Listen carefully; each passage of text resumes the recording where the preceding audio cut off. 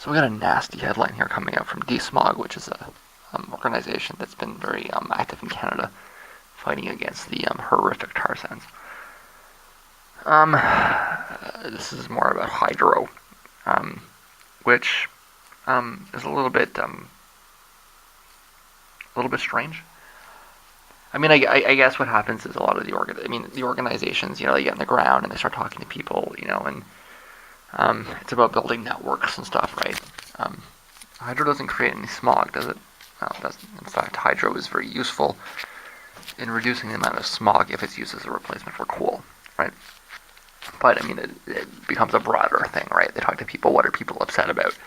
They want to build a movement, and, opposing this dam may help them oppose this pipeline, right? By building people up and developing networks, and that's fine.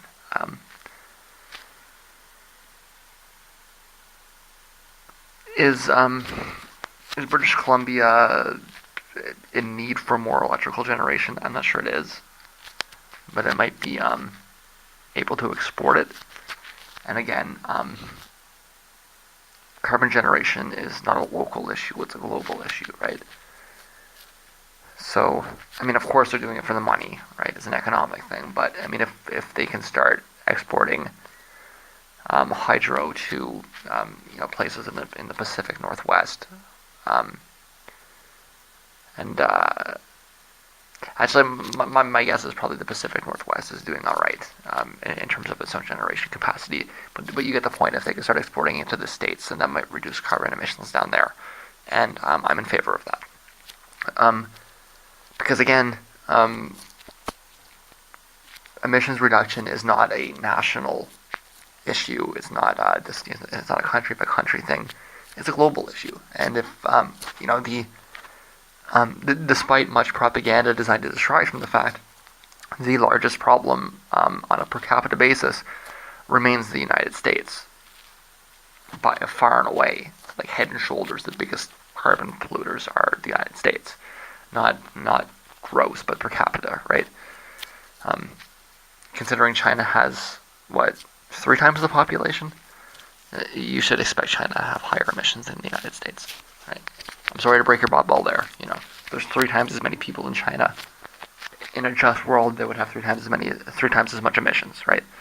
The fact that they're just barely pushing past them is not even evidence of the rapid pace of Chinese industrialization.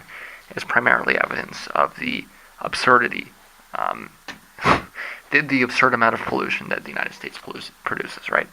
So anything we can do to help reduce the amount of carbon emissions coming out of the United States is positive, is beneficial. We should do that. I know that that's not a mindset that you're. I'm going to use the term NIMBY because it's accurate. I know I'm going to get a lot of pushback from that, because NIMBY only applies to white people. You're not a NIMBY if you're standing up for Indigenous rights, but of course, in truth, you are. Right? And that is basically the argument, is that they're saying that we don't want this in our region. It's just for some reason, if you're Indigenous, or certain people see your argument as more valid than other people because people are racists. Anyways, I'm going to change my batteries. I'll be back in a second and we'll talk about this. Okay, that said, I think that the state is not living up to its responsibilities either. And this is actually a very subtle issue. Canadian law is very complicated. I happen to have taken some courses in Aboriginal law, so I know a little bit about this. A lot of the activists on the ground don't understand the law at all, or they think they have that they exist outside the law. It's a lot of very fuzzy thinking. And I know a lot of people outside the country are not going to be remotely familiar with. There's nothing remotely comparable in the United States to Canadian Aboriginal law. Australian Aboriginal law is a little bit closer. or if you're coming from Europe, there's no reason to think you'd have any understanding. Um, but this is my reaction to this, which is what happened is the Trudeau government just put out a permit to allow for the construction of some hydro dams in an area of northeastern British Columbia that is under treaty, but broadly inhabited by Indigenous peoples. Under treaty meaning that they did legally absolve their sovereignty. Most of British Columbia is not under treaty. That's a big issue in Canada.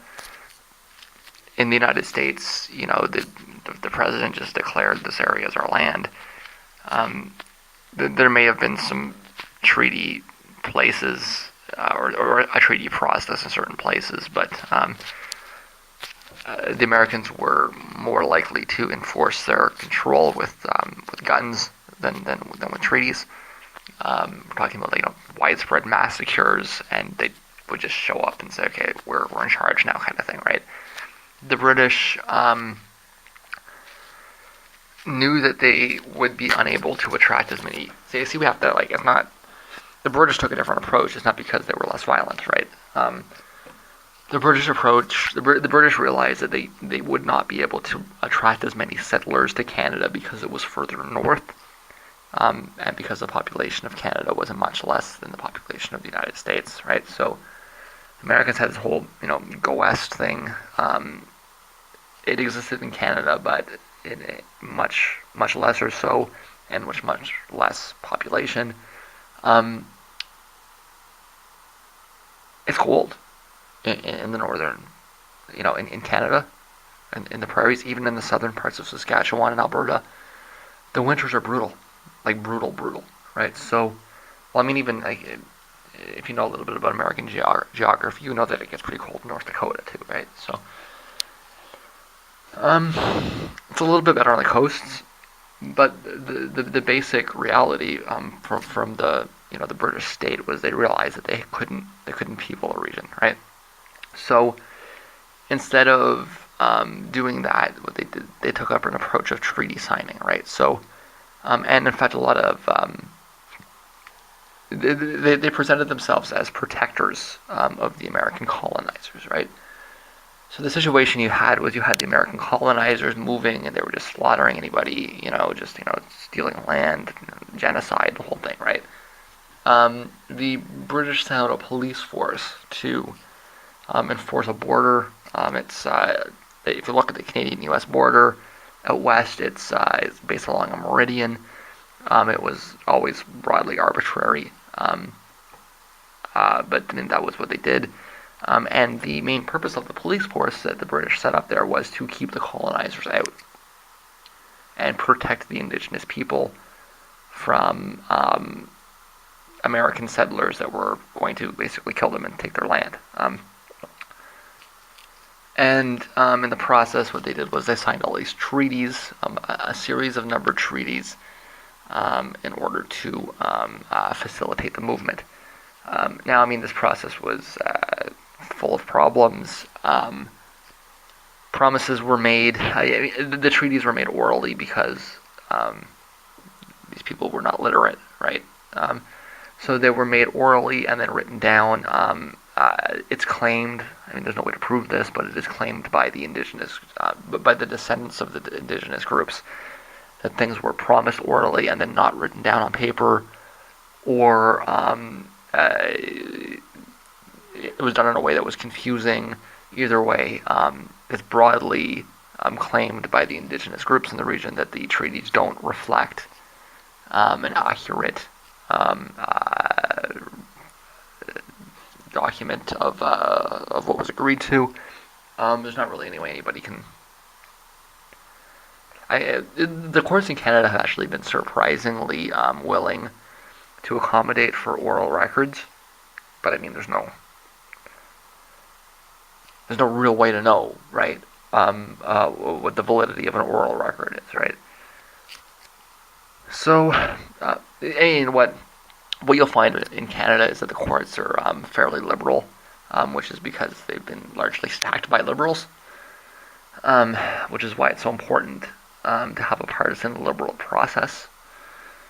Um, so to uphold that tradition of liberal judges in Canada. Um, and the broad perception is that, okay, we're not gonna, if somebody's gonna tell us that we can't rely on oral histories, we're not gonna disagree with you, but this gives us the excuse that we need to to create more of a just process and modify the treaties, which whether they are an accurate reflection uh, of the negotiation or not are clearly unfair, right? Um, so, but I mean, you've got to kind of turn it on its head, though, too, right? There's kind of a middle point between honesty and racism here. Um,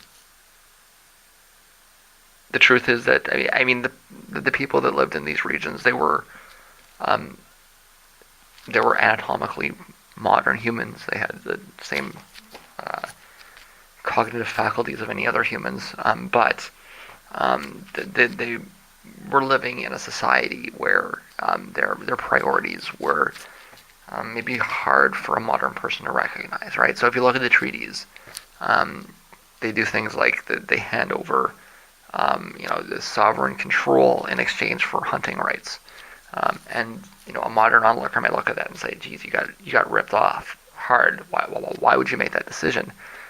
But if you try to put yourself in the mindset,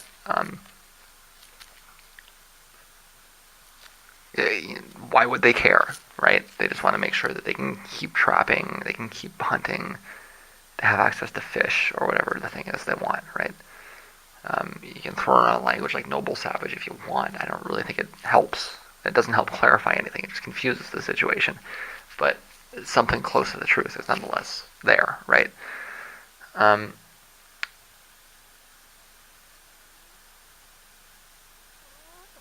where was I going with this?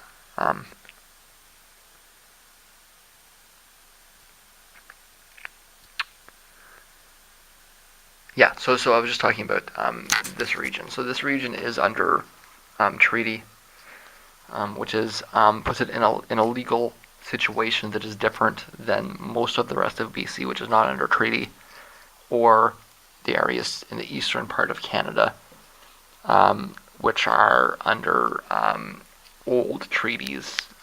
It's before the Proclamation Declaration, which was when the King of England made a decree about lands in the western part of the country, right? So, and specifically that only that's the other thing you have to keep in mind. Okay, actually maybe we should talk about this. It was in was it 17? I have to look this up.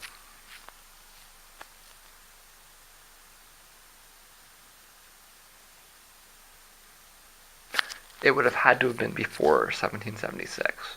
So that's 1763. It was 1763. It would have had to have been before 1776 because this is one of the actual major reasons that there was a revolution. I don't think there was actually a revolution in the United States, but why it why we're told there was a revolution, or at the very least why there was a lot of a pushback against the elites that were in power at the time. The history books it's been largely whitewashed from history, but in fact it was one of the major reasons for the rebellion that occurred, and that's that the King of England decided that the only the king could buy land from the Indians, right? And let's use then contemporary language. They called them Indians, and let's call them Indians now. So up to that point, a settler could buy land from the Indian for whatever they wanted, and then you had this issue where you had people that owned lands rather than the crown, right? What the king said was, no, you can't do that anymore. I'm the king, and I own all the land west of the Mississippi, or something like that. and only the crown can buy the land, and then we can uh, we can hand it out via fiefs, which is the land arrangement that we now refer to as fee simple, which is the kind of pretend land ownership that we have in English common law countries, where the land is actually owned by the state, but it's rented out to individuals who pay rent in the form of taxes, right? There's another type of title on top of that's higher than fee simple called a allodial title, which is when you can collect taxes on a land because you actually own it, right? And there's all this Orwellian language attached around this. There's even political movements around it by people that have been brainwashed by all the newspeak, and they think that fee simple means allodial, completely unaware of the fact that the whole revolution was fought over allodial title in the first place.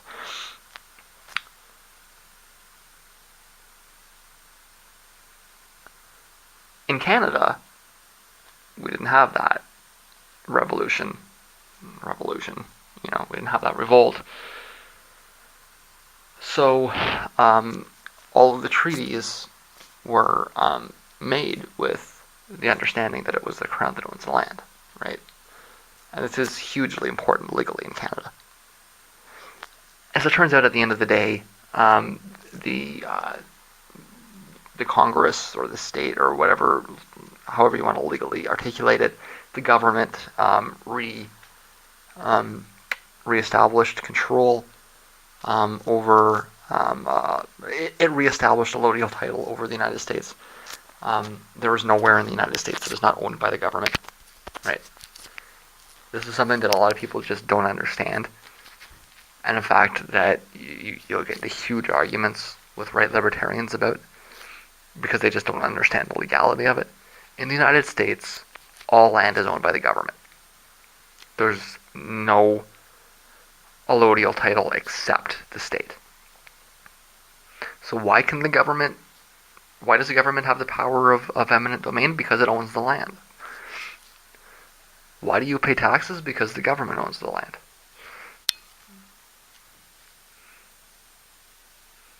Who owns your house? The government owns your house. You don't own your house. When you're talking about house ownership, that's just newspeak. The government owns your house. It doesn't matter what your house is. The government owns every house. In Canada, that's also true, almost. There are, in fact, places in Canada that the government doesn't own. These are the places that are not under treaty. In British Columbia,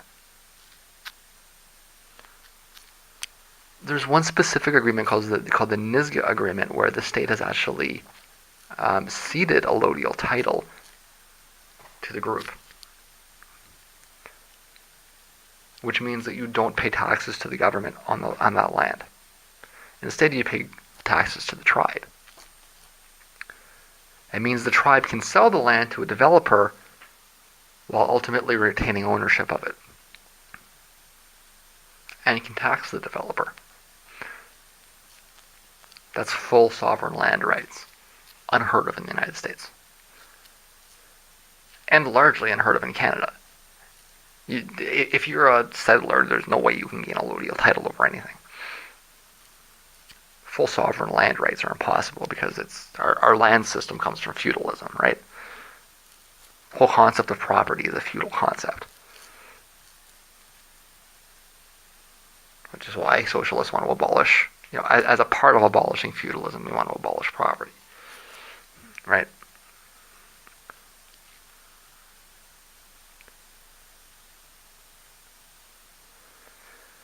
So when understanding these things, you have to understand that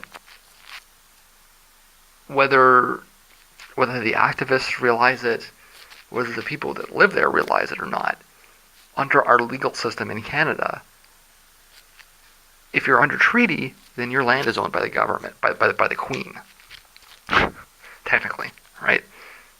That's a whole other can of worms. But in functionally speaking, under Canadian law, the Queen doesn't. When we talk about Crown, we mean the government of Canada, not the Queen, right?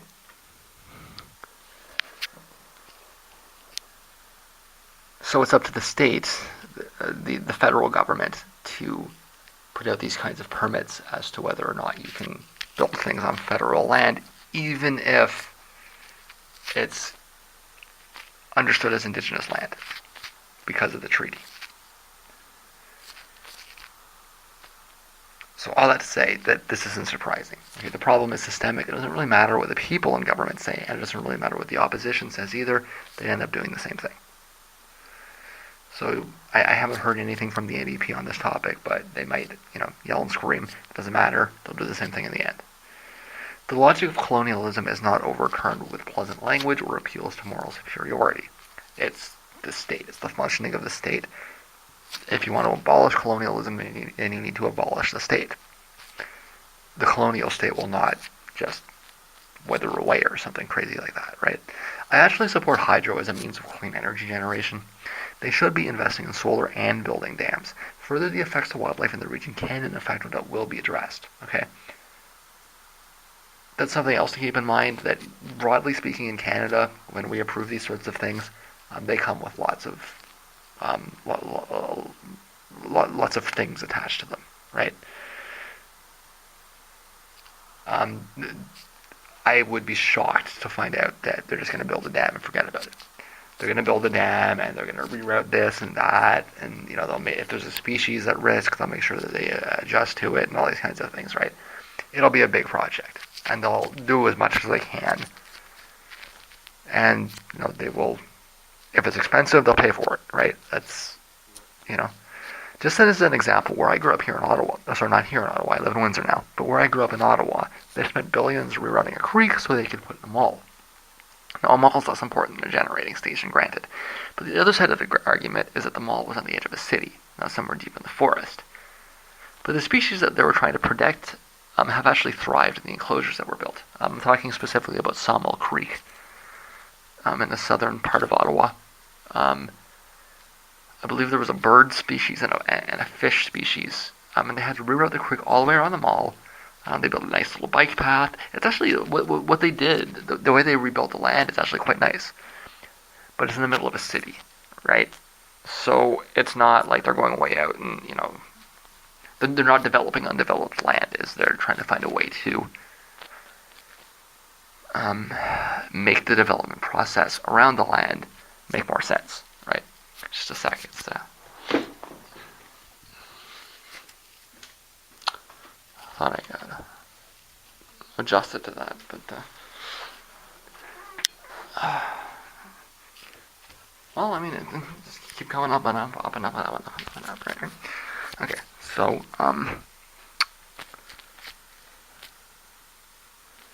if you walk around Windsor, where I live now, you can see several examples of something similar.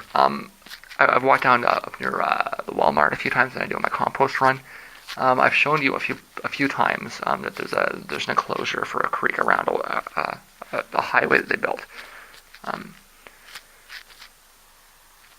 And I think that if we can do stuff like that, then we should. But I'm not a primitivist, okay? I won't take the side of de-development or deindustrialization. Rather, what I'm describing is the model that we need to embrace, symbiosis. Okay?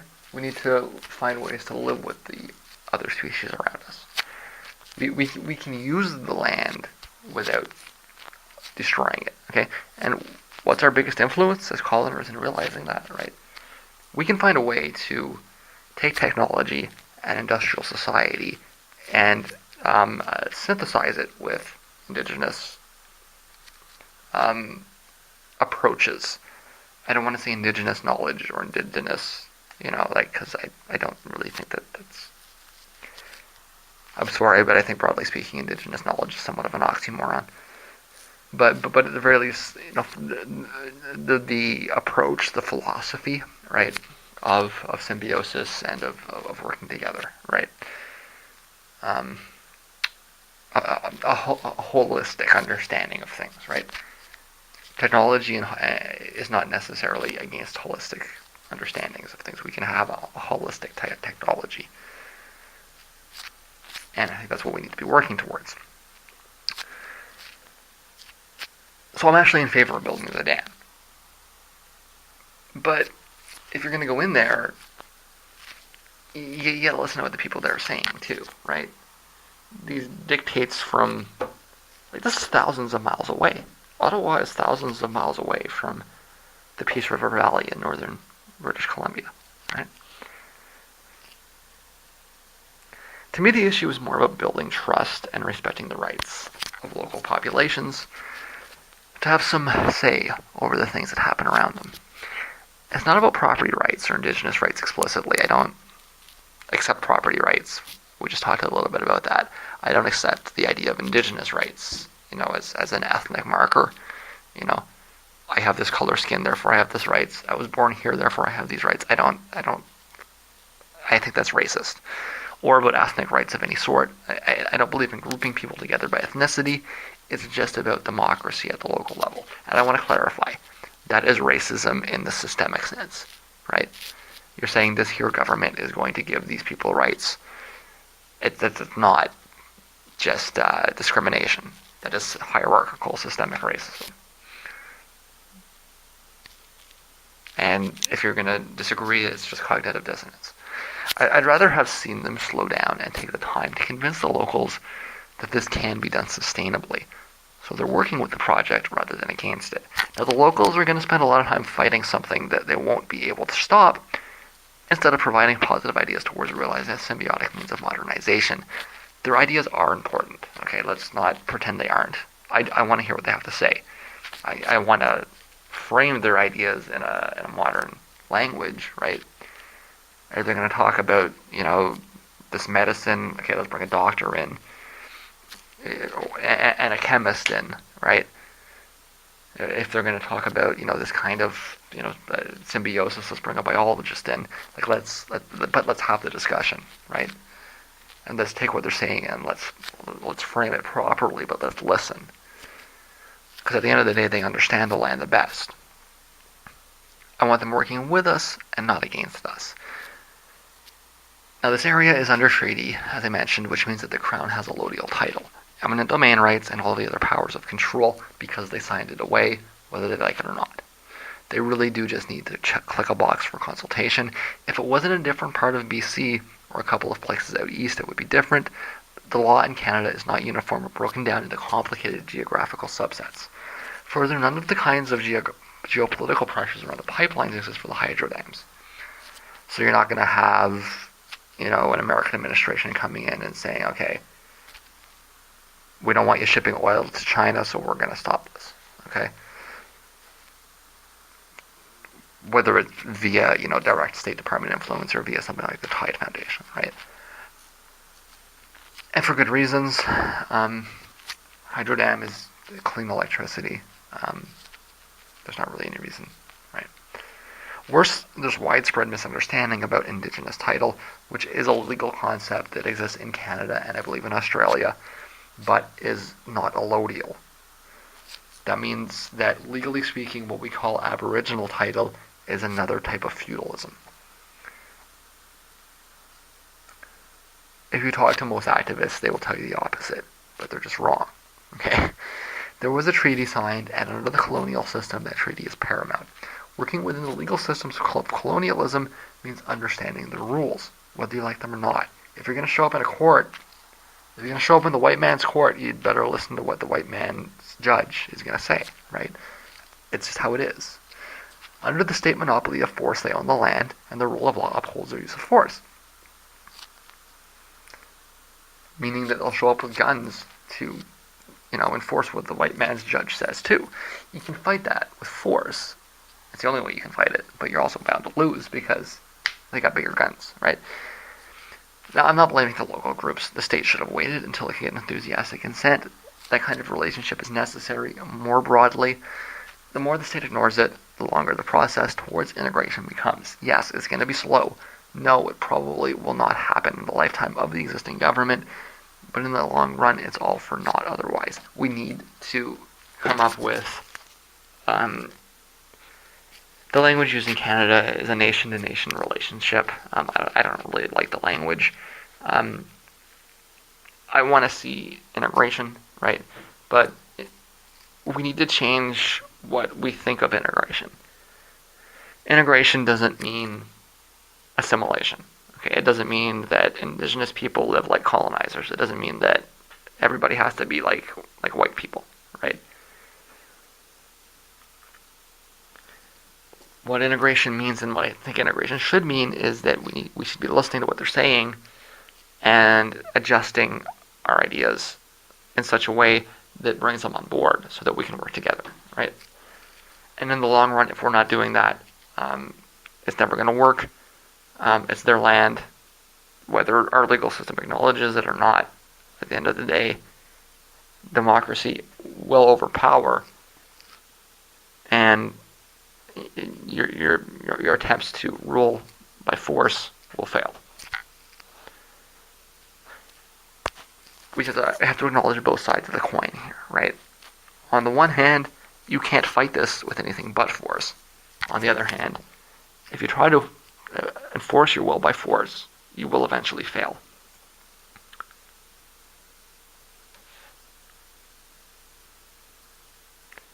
So yeah, I actually do support, developing these kinds of resources.